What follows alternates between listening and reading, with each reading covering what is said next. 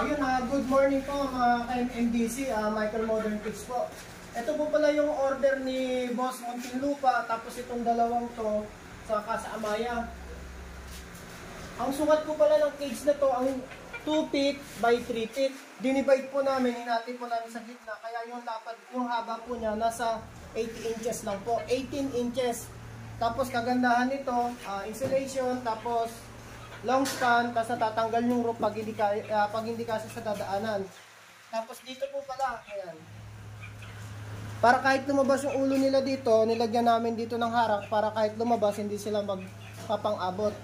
Tapos may kasama na rin po sa feeder, poop tray. Ayan. Tapos ang steel matting po nito, 1/4, pinakamakapal na po. Tapos mga sabitan ng trapal. Tapos kagandahan po nito, kaya nito, pwede po iangat yun. Pwede po ilagay dito sa ibabaw, pwede po ibaba. Ayan. Ang location po pala namin ito. Kapipisatan sa Cavite. Ang price po nito, 8,800. Isang apat na pinto na po yan. 4 door, 8,800 po. Okay na po.